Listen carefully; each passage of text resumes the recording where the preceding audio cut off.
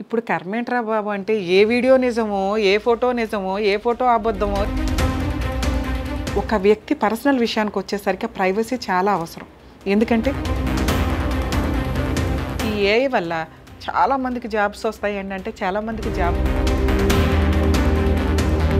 ఈ మనుషులు నమ్మే రిలేషన్స్ దొబ్బిని కాబట్టి మనం రోబోల్ని నమ్ముకుంటూ వెళ్దాం మిషన్ కాబట్టి. ఆ తర్వాత స్టేజ్ ఏమవుతుంది? రోబోల పర్సంటేజ్ పెరిగినప్పుడు రోబోలతోటి మనుషులు మన ఇండియాలో ఇది ఏ ఫీల్డ్కి ఉపయోగపడుతుంది? ఈ ఆర్టిఫిషియల్ ఇంటెలిజెన్సీని మనం డినై చేస్తే ఎందుకు రమ్య గారు ఎంత మాట్లాడుతున్నారు ఏ టెక్నాలజీని యాక్సెప్ట్ చేయట్లేదని?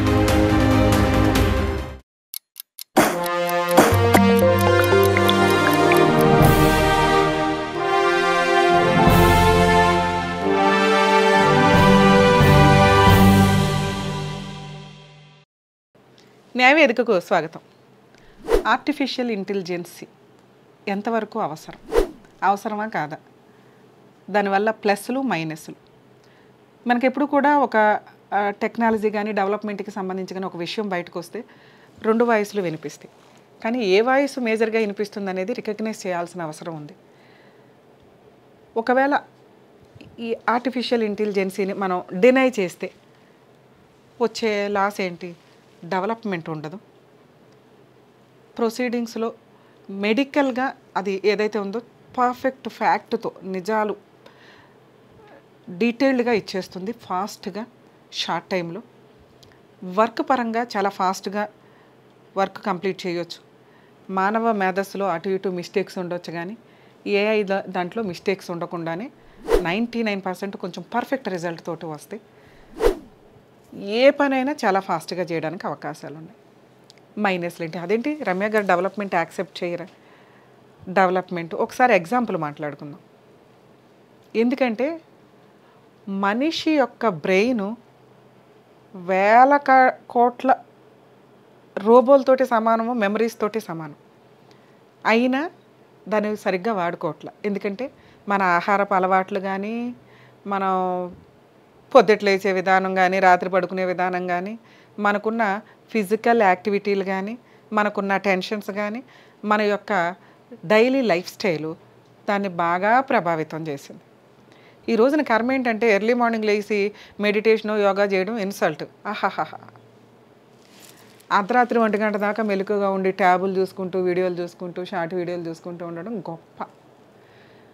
అరే 9కే పడుకుంటారా మేడం? ఎందుకు పడుకుంటారండి ఈ రోజుల్లో అట్లా? అలాంటి హీనమైన పరిస్థితులు ఉన్నప్పుడు ఇది దొబ్బిద్ది కదా. షార్ప్ ఎక్కడ ఉంటుంది? డిపెండ్ అవుతూ ఉంటాం. ఒకప్పుడు టెక్నాలజీ అంటే ల్యాండ్లైన్ లేని రోజు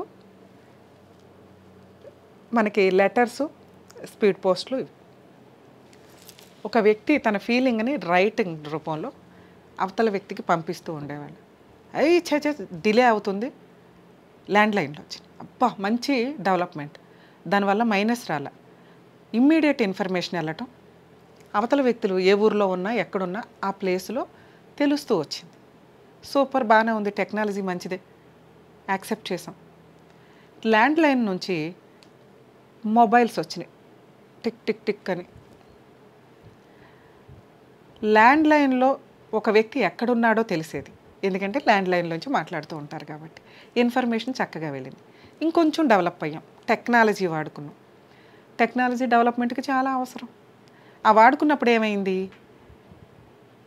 మనిషి ఎక్కడున్నాడో తెలియదు, ఎక్కడున్నా కూడా హలో ఇమీడియట్ ఇన్ఫర్మేషను ఏ బయట ఉన్నా కూడా తెలుస్తూ వస్తుంది. ఇంటి దగ్గరే ఉంటేనే ఇన్ఫర్మేషన్ కాదు. అబ్బా బాగుంది, మనిషి బయట పని మీదకి వెళ్ళినా కూడా అందుబాటులో ఉంటున్నాడు. Next touch screen. ఈ టిక్ టిక్ డిగ్ నుంచి టచ్ స్క్రీన్కి వచ్చేసరికి మళ్ళీ టెక్నాలజీ డెవలప్ అయింది. అబ్బా సూపర్. ఒకప్పుడు టీవీలో ఇంకొకటి ఇంట్లోనే కూర్చొని చూడాల్సి వచ్చేది. చక్కగా ఇప్పుడు మొబైల్లోనే అంతా వర్క్ కూడా మొబైల్లోనే చేసేసుకుంటున్నాం. కర్మ ఏంటంటే ఫోటోలు మొబైల్లోనే ఉంటాయి, మన పర్సనల్ లైఫ్ మొబైల్లోకి వెళ్ళిపోయి సైబర్ క్రైమ్ జరగడానికి మన పర్సనల్ లైఫే లేదు. బ్యాంకులంతా కూడా మన చేతుల్లోకి వచ్చేసినాయి.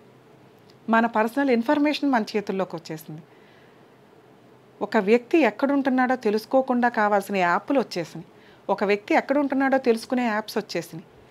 పర్సనల్గా వాళ్ళకి వాళ్ళే వీడియోలు తీసుకుని పెట్టుకునేవి. పర్సనల్ లైఫ్ పబ్లిక్ అయిపోయింది.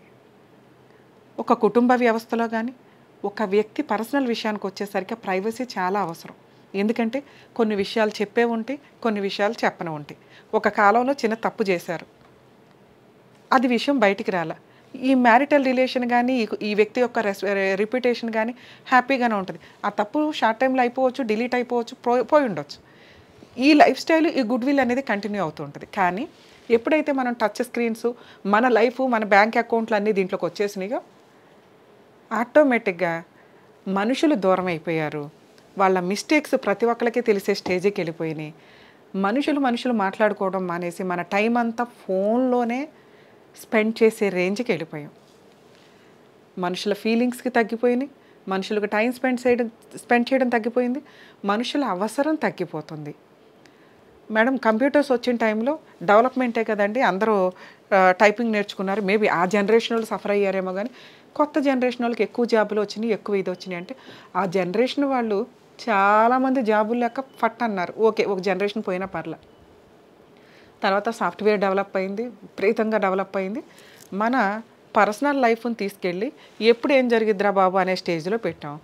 దానికి ఆల్టర్నేటివ్ ఇంకొంచెం స్టెప్, ఈ 30 ఇయర్స్లో మనం మాట్లాడుతున్న డెవలప్మెంటు ఏఐ.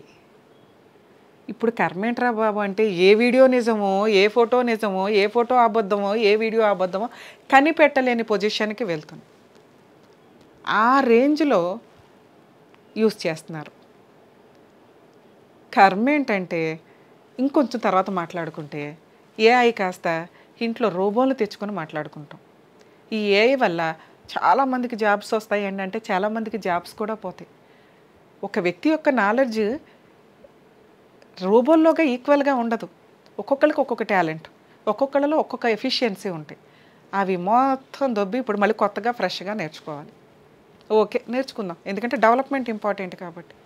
ఆ నెక్స్ట్ స్టెప్ ఏంటి మనం మాట్లాడుకుంటే, అంటే ఈ 30 ఇయర్స్ స్పాన్లో మనకు అర్థమవుతుంది కదా, లెటర్స్ నుంచి ఏఐఏ పనులు చేసే రేంజ్కి వచ్చేసాం డెవలప్మెంట్.